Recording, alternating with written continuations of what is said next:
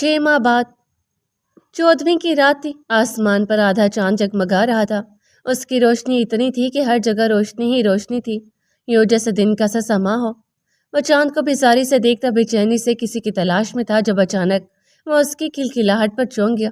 چہرہ موڑتے اس نے اسے دیکھا جو سفید فراک میں سر پر پھولوں کا تاج پہنے چاند کی چاندنی تلے جگمگاتے جگنوں کو دیکھتے کھلکھلا رہی تھی۔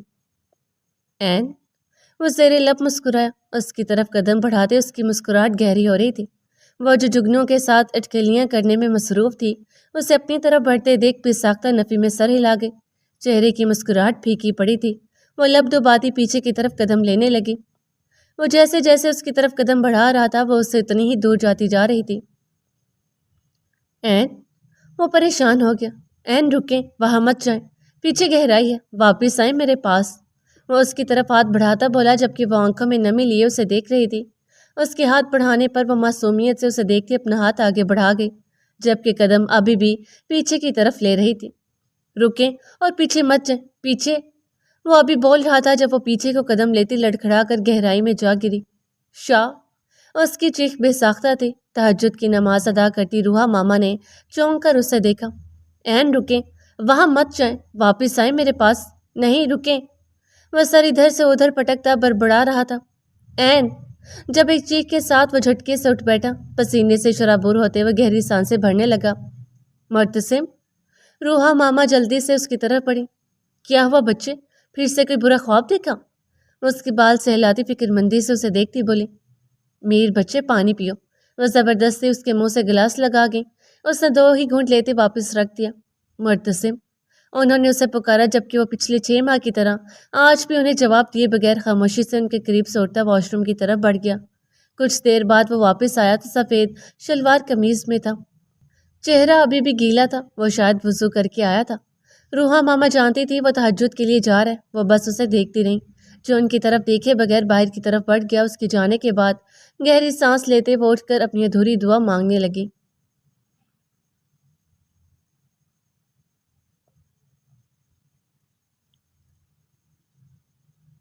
شاویلا کے ڈائننگ ٹیبل پر جہاں ہمہ وقت ایک چہل پہل رہتی تھی، آج وہاں ہر کوئی سنجیدگی سے بیٹھا تھا۔ وشا اور عادی جو ہمیشہ لڑتے رہتے تھے، جنہیں کبھی چپ نہیں آتی تھی، وہ بھی خاموشی سے بیٹھے تھے۔ ہمیشہ کی طرح سربراہی کرسی پر بی جان بیٹھی تھی۔ ان کے ایک سائڈ پہ قاسم بابا اور ان کی شریک حیات تھی، اور دوسری سائڈ پہ عالم بابا اور ان کی شریک حیات۔ ان کے ساتھ وجدان بھائی اور ماہم اپیہ تھی، جبکہ ان کے سامنے بھابھی اور روحا ماما تھی جو صبح ہی واپس آئی تھی۔ ان کے ساتھ عادی اور اس کے سامنے وشا بیٹھی تھی۔ اب وہاں صرف 2 کرسیاں خالی تھی جو پچھلے 6 ماہ سے خالی ہی تھی، مرتسم اور اینا کی۔ اگر ان 6 ماہ میں اینا نہیں تھی تو مرتسم نے بھی شاویلا قدم نہیں رکھا تھا۔ اس دن کے بعد سے وہ فارم ہاؤس میں تھا جہاں ان دونوں نے اپنے رشتے کی شروعات کی تھی، جہاں آخری بار دونوں نے ایک دوسرے کے لمس کو محسوس کیا تھا۔ پچھلے 6 ماہ سے کسی نے اس کی شکل تو دور، آواز تک نہیں سنی تھی۔ وہ سب سے روٹ کیا تھا، سوائے ماہم، بی جان اور روحا ماما کے۔ ان سے وہ کبھی کبھار بس فون پہ بات کر لیتا تھا، لیکن روحا ماما کبھی کبھار اس کے پاس چلی جاتی تو وہ آفس جاتے ہی ڈرائیور کو بھیج دیتا کہ انہیں واپس چھوڑائے۔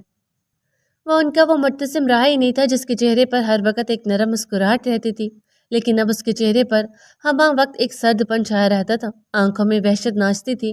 پچھلے 6 ماہ سے کسی نے اسے مسکراتے نہیں دیکھا تھا۔ وہ چلتی پھرتی لاش کی جیسے بن گیا تھا۔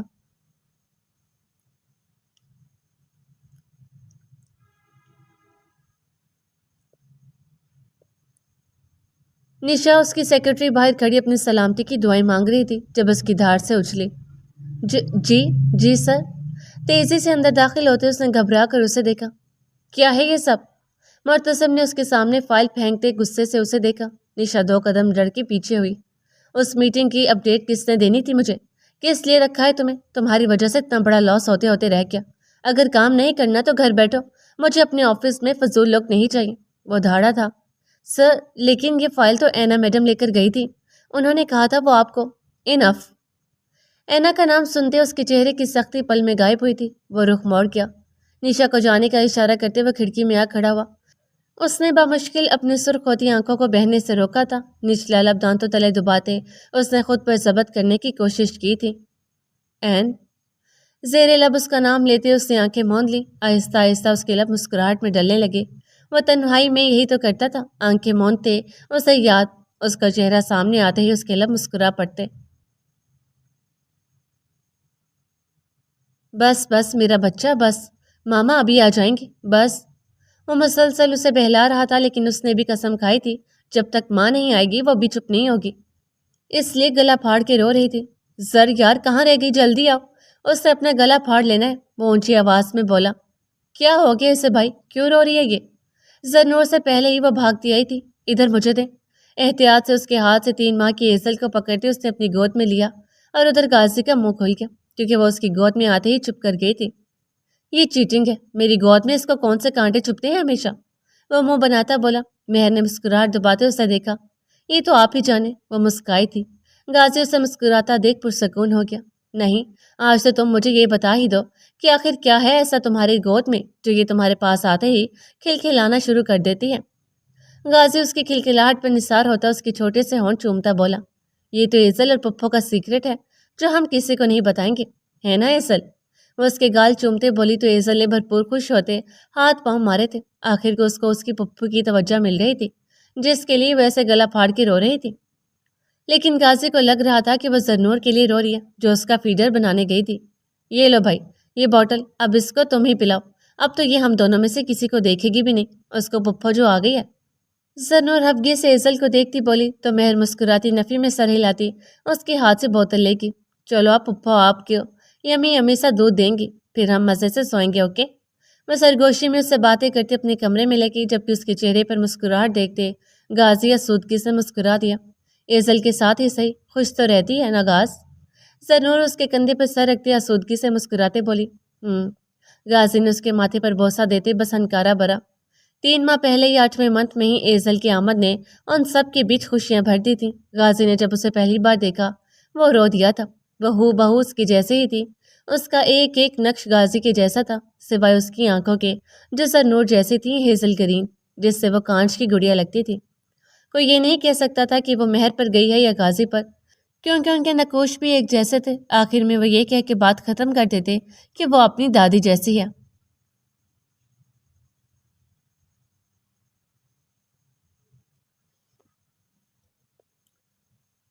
ایزل کو کارٹ میں ڈالتے اس نے جھک کر اس کی ننھی پیشانی پر بوسہ دیا۔ بیڈ پر آتے اپنا لیپ ٹاپ اٹھاتے ایک پیشنٹ کی فائل ریڈ کرنے لگی۔ فائل ریڈ کرتے اس نے کسی کو کچھ میل کرتے لیپ ٹاپ بند کر دیا۔ مغرب ہو رہی تھی، اذان کا جواب دیتے وہ وضو کرنے کے لیے اٹھ گئی۔ نماز ادا کرتے اس نے دعا کے لیے ہاتھ اٹھائے۔ پچھلے 6 ماہ کی طرح آج بھی باقی سب کے لیے دعا کرتے اس نے ہاتھ گرا دیے۔ آج بھی اس نے اپنے لیے کچھ نہیں مانگا، اب بچا ہی کیا تھا جو وہ مانگتی۔ ابھی وہ جائے نماز رکھ ہی رہی تھی جب فون پر مسلسل نوٹیفیکیشن کی بیل سے چونک گئی۔ اس سے فون اٹھاتے دیکھا جہاں ہاسپٹل کے گروپ میں کچھ بھیجا گیا تھا۔ اس نے تجسس کے مارے فوراً ہی گروپ اوپن کر لیا۔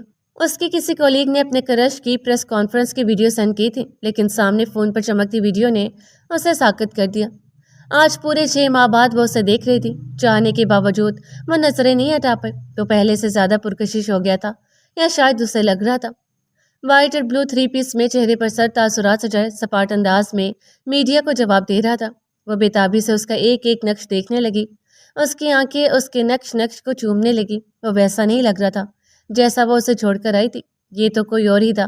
سرد و سپاٹ چہرہ اس کا تو نہیں ہو سکتا تھا۔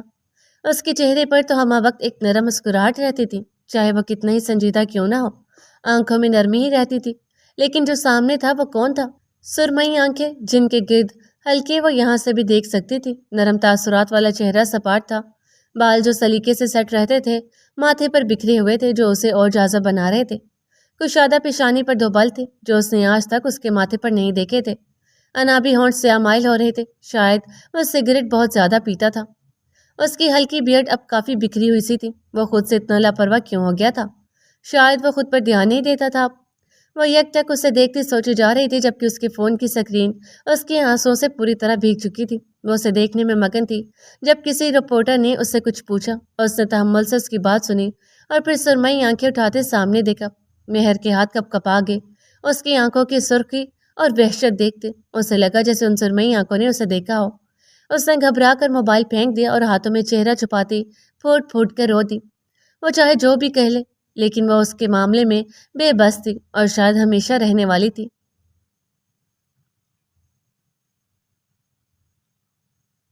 کافی کے گھونٹ بھرتے ساتھ وہ ایک نظر سامنے پڑے لیپ ٹاپ پر مار لیتا جہاں ابھی اس نے میل بھیجی تھی۔ اس کے جواب کے انتظار میں تھا وہ، لیکن چہرے پر سوچ کی گہری پرچھائی تھی۔ آنکھیں موند کر پیچھے چیئر پر سر ٹکاتے وہ دور کہیں ماضی میں کھو گیا۔ 6 ماہ پہلے؟ ایسا نہیں ہو سکتا۔ نہیں۔ وہ شدت سے نفی میں سر ہلاتا لڑکھڑاتا اٹھا تھا۔ وہ 2 قدم چلا ہی تھا کہ پھر سے لڑکھڑا کر منہ کے بل گرا، لیکن وہ پھر اٹھا۔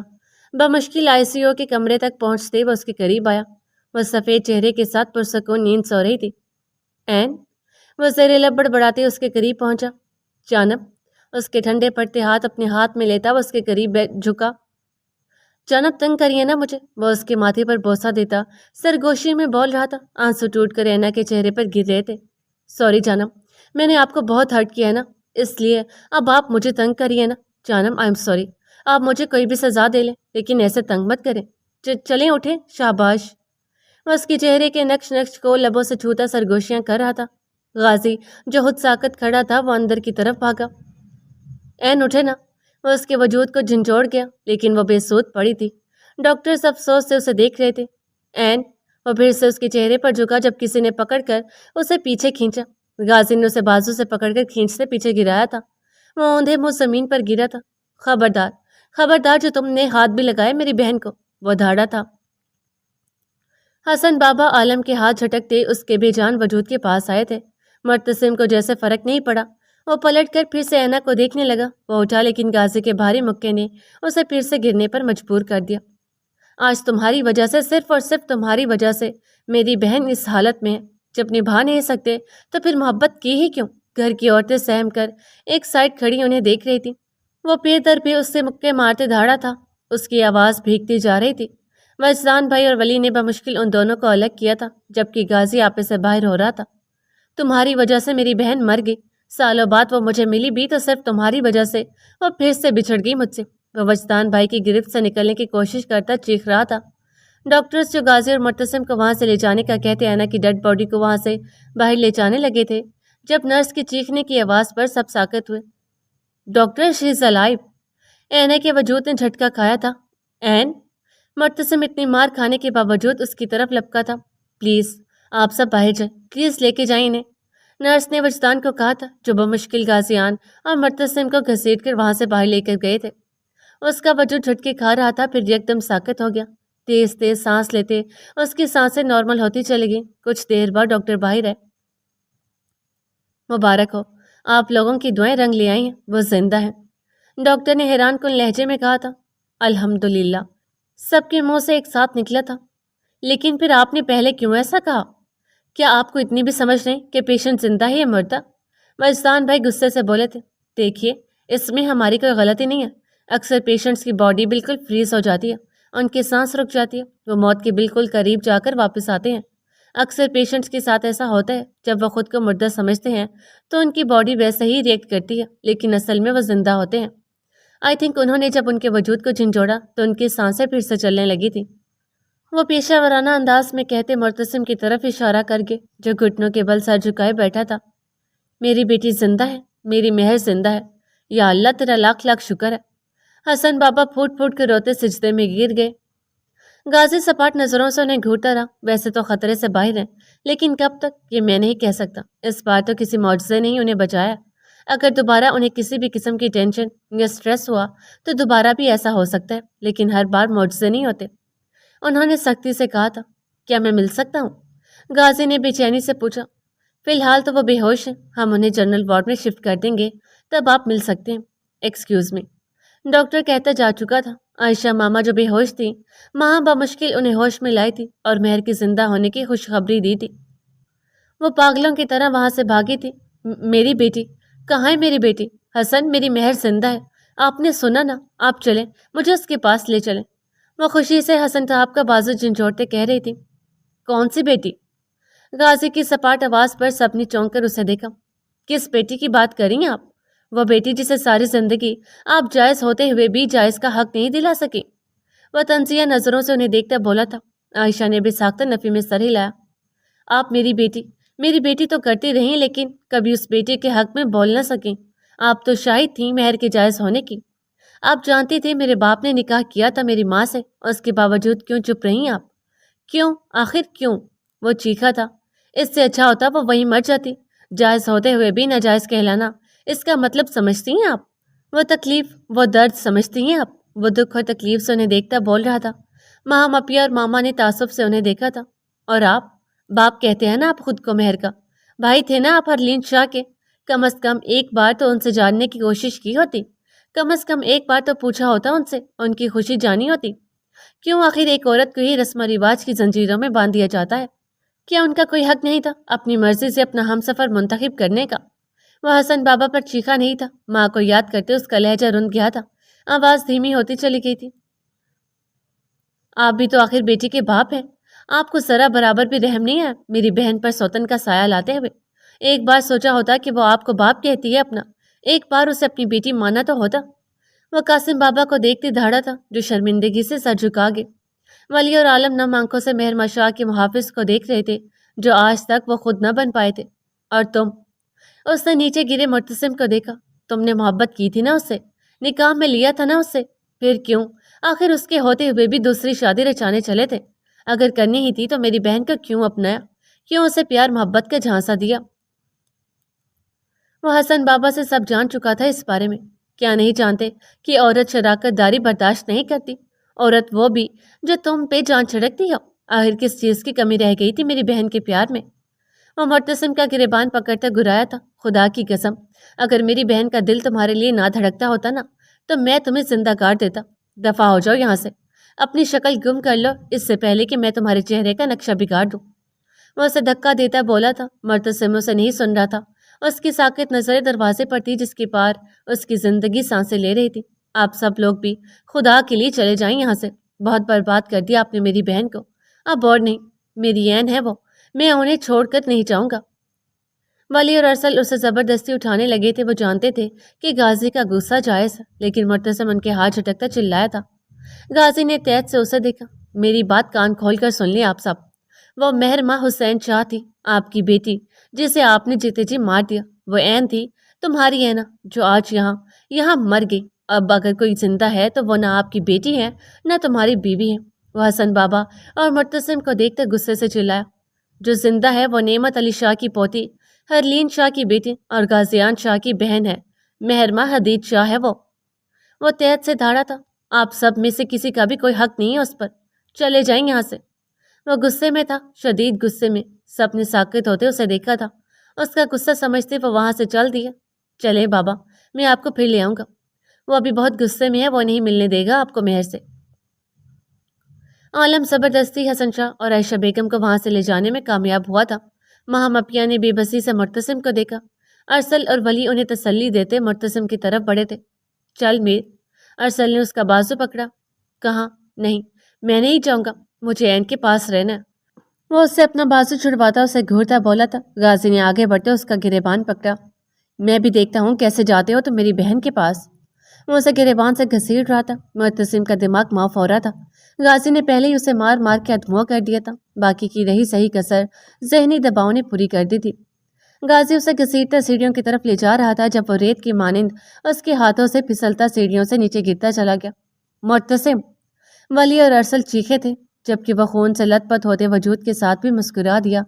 اس کے بعد وہ نہیں جانتا تھا کہ کیا ہوا۔ غازی راتوں رات مہر کو لے کر کہاں چلا گیا، کوئی نہیں جانتا تھا۔ مرتسم کے سر پر گہری چوٹ لگی تھی جس کے باعث وہ اگلا پورا ہفتہ غنودگی میں رہا۔ جب اسے ہوش آیا تھا تو اس نے بہت ہنگامہ کیا، بہت کہرام مچایا۔ اسے اس کی عین چاہیے، اس کی عینہ لا کے دو، یہاں تک کہ وہ رو دیا تھا۔ وہ 27 سالہ مرد بہن کی آگوش میں بلک بلک کر رو دیا۔ عشق کے ہاتھوں مجبور ہو کے وہ منتیں کر چکا تھا لیکن کوئی فائدہ نہ ہوا تو آخر اس کو چپ لگ گئی۔ وہ ایک ماہ جو اس نے تڑپتے بلکتے گزارا تھا، اس سے آگے 5 ماہ اس کو ایسی چپ لگی تھی کہ ابھی تک اس نے کسی سے بات نہیں کی تھی۔ قاسم بابا سے تو وہ ہر رشتہ توڑ آیا تھا۔ اس نے کہا تھا اگر اس کا اپنا باپ ہوتا تو وہ کبھی اسے اس حال میں نہیں آنے دیتا۔ وہ شاہ ولا نہیں رہنا چاہتا تھا۔ اس نے کہہ دیا تھا جس گھر کے لوگ اس کی محبت کی قدر نہیں کر سکتے وہ وہاں نہیں رہے گا، اور اب وہ خود کو تکلیف دے رہا تھا، ہر پل بے موت مرتا تھا۔ اینا سے بے وفائی کی نہیں تھی اس نے، لیکن نہ چاہتے ہوئے بھی وہ بے وفا کہلایا تھا، جس کی سزا اب وہ بھگت رہا تھا۔ اکثر سنا ہے لوگ کہتے ہیں نا وہ کسی اپنے کی جدائی میں مر جاتے ہیں لیکن مرتے نہیں ہیں، اور وہ کہتا تھا کہ آپ کے بغیر مرتسم میر زندہ رہ پائے لیکن جی نہیں پائے گا۔ اور وہی ہوا، وہ جی نہیں پایا، وہ زندہ تھا ایک چلتی پھرتی لاش کی طرح، بس زندگی گزار رہا تھا، جی نہیں رہا تھا۔ حال دور کہیں اذان کی آواز پر وہ چونک کر ہوش میں آیا، سر جھٹکتی اذان کا جواب دیتے وہ نماز کے لیے اٹھ گیا۔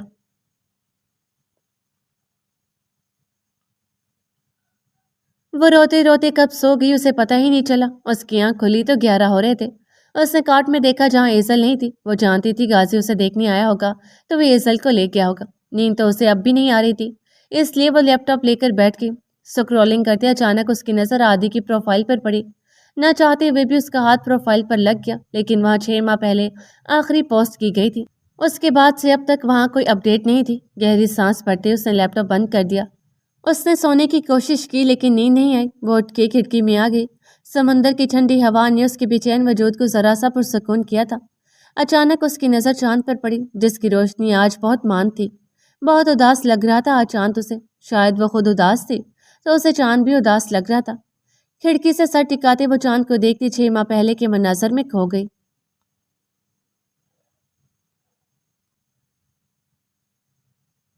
6 ماہ پہلے غازی اسے رات ہی کراچی لے آیا تھا۔ زرنور تو حیران پریشان سے اسے دیکھ کر رہ گئی تھی، لیکن غازی نے اسے جب سب بتایا تو وہ اس کی تکلیف پر بہت روئی تھی۔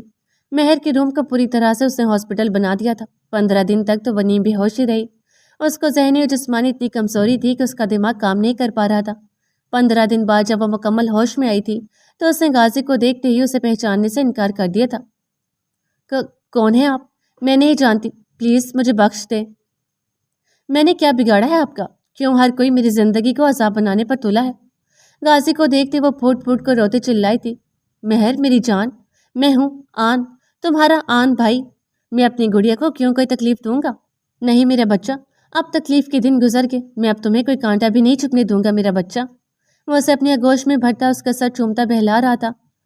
آن، وہ اس کے سینے سے لگتے بے تحاشا رو دی۔ کہاں تھے آپ بھائی؟ میں آپ کو خوابوں میں دیکھتی تھی، آپ نے اتنی دیر کیوں کر دی؟ سب نے مجھے اتنا ہرٹ کیا، بہت گندے ہیں لوگ۔ بھائی پلیز مجھے ماما کے پاس لے جائیں، مجھے کسی اور کے پاس نہیں جانا۔ وہ ہچکیوں سے روتی اس سے فریاد کر رہی تھی۔ مہرو، غازی نے ماں کے ذکر پر ضبط سے اسے دیکھا۔ ماں نہیں ہے مہرو، ماں تو بہت پہلے چلی گئی۔ وہ اس کا چہرہ اپنے سامنے کرتا بولا۔ مہرو نے ساکت ہوتے اسے دیکھا تھا۔ ماں نہیں ہے؟ وہ معصومیت سے اسے دیکھتے بولی۔ نہیں میرا بچہ، ماں نہیں ہے تو کیا ہو گیا؟ بھائی ہے نا اپنی مہرو کے لیے۔ غازی اس کی بھیگی آنکھوں پر بوسہ دیتا نرمی سے بولا۔ آپ کیوں ہیں میرے ساتھ؟ میں تو ناجائز۔ وہ ابھی اتنا ہی بولی تھی کہ غازی نے تیزی سے اس کی بات کاٹی۔ خبردار مہرو، آج کہہ دیا، آئندہ مت کہنا۔ ہماری ماں نے نکاح کیا تھا بابا سے، خود کو ناجائز کہہ کے ان کے رشتے کی توہین مت کرو میری جان۔ وہ نرمی سے اسے دیکھتے بولا تھا۔ تو پھر وہ الجھی نظروں سے اسے دیکھنے لگی۔ غازی نے گہری سانس بھری۔